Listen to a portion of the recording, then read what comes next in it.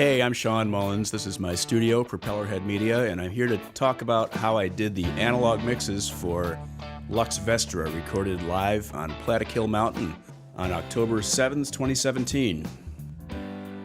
On that beautiful fall day, I packaged up my old Pro Tools HD3 system, drove it up to the top of a mountain, and set up a bunch of mics and rolled 12 tracks. And now we're here in the studio to put it all together with an analog mix using my Toft ATB24 console and a bunch of outboard gear that you can see in the racks behind me. But before I could mix, I needed to do some prep work inside the box in Pro Tools. First of all, I went through and edited the show to tighten it up, cutting out the dead air between songs. Then I went through every single track and muted the open mics whenever they weren't absolutely needed. This was primarily to minimize the wind noise that we encountered on the mountainside. You'll hear a little wind sometimes, but I think overall I did a pretty good job minimizing it.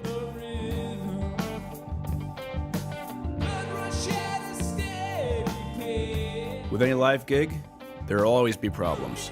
Fortunately, we didn't have any big ones. The bass drum walked forward a couple times and pressed against the mic, causing a really crappy distorted bass drum that was unusable.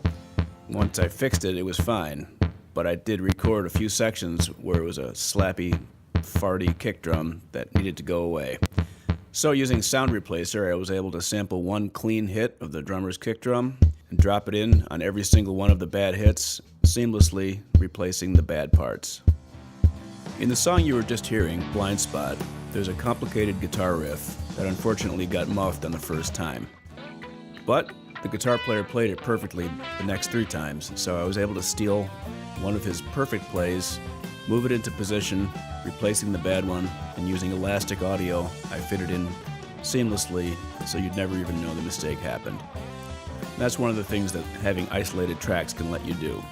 So let's walk through the tracks and the mix setup. This system has 24 analog and 8 digital hardware outputs, more than enough to send everything to the analog mixing console and outboard processing. Let's start with the drums. The 18-inch Gretsch bass drum with a solid front head was mic'd with a Sennheiser 421.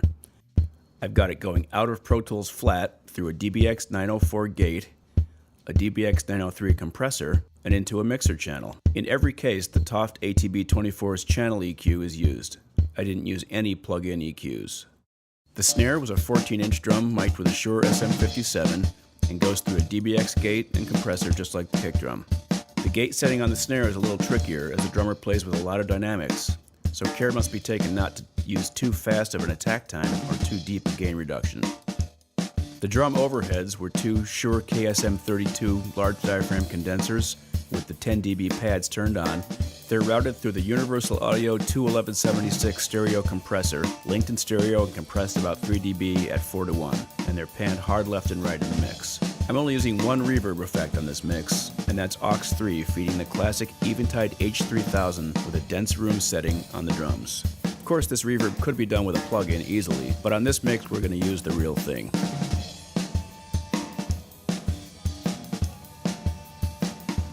The bass mic track, which was mic'd with an SM57, goes through a DBX 903 compressor and into the board with some channel EQ.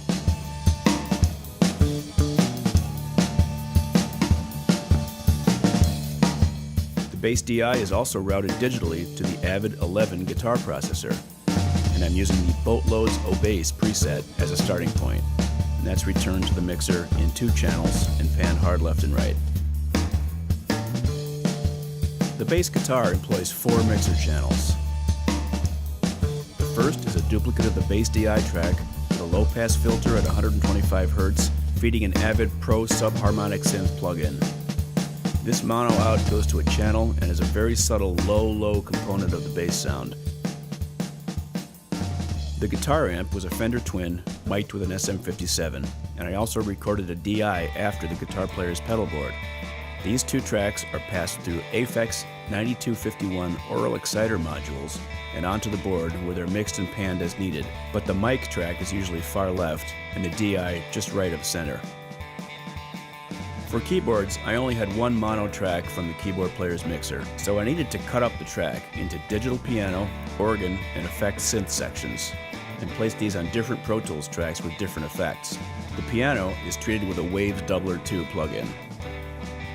The organ is through a Leslie emulator on slow, and the synth effect stuff is going through a stereo delay plugin.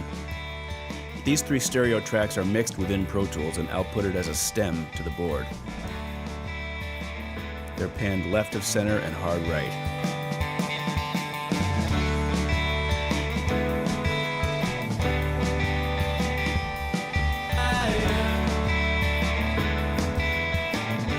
The lead vocal was recorded with a Shure SM58 mic and is treated with Auto-Tune 8 in the box and run out through my Uri 1176 original blackface limiter.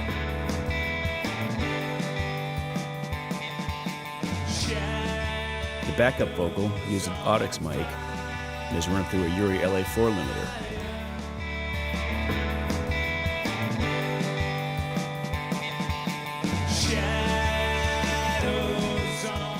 The vocals are also sent via aux2 to a pair of original Eventide H949 harmonizers, set to the famous random detune, 1 sharp, 1 flat, with a short 50 millisecond delay, which gives the vocals a nice thickened effect. By changing the pitch a few thousandths of a percent up and down, it gives the vocals a really nice, chorusy, thick effect that really can't be replicated with plugins. Also, on aux4, there's a Yamaha SPX 1000, which is there as a mix delay, meaning I dial up vocals or lead guitar to it for long sustained notes where appropriate. I'm using the LCR delay preset, which is set to 225, 500, and 250 milliseconds respectively. Shadows on fire.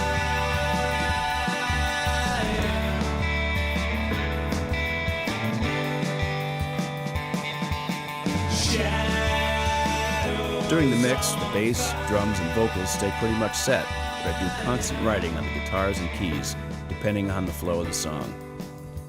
I ride the volume, panning, and effect sends constantly, depending on what's going on. The mix comes back from the board to a stereo record track, but along the way, it gets routed digitally to the TC Finalizer, which applies multiband compression and some mastering EQ before it's printed.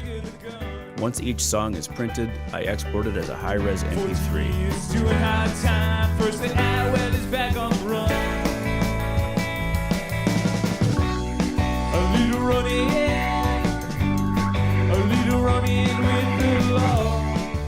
The band put on a great performance with this all-original set, and it's been truly a pleasure to do these mixes. Of course, mixes are relative and subjective. No mix ever made everyone 100% happy. But I think at the end of the day, these will serve the test of time. And I had a great time doing it, and I hope you enjoy it.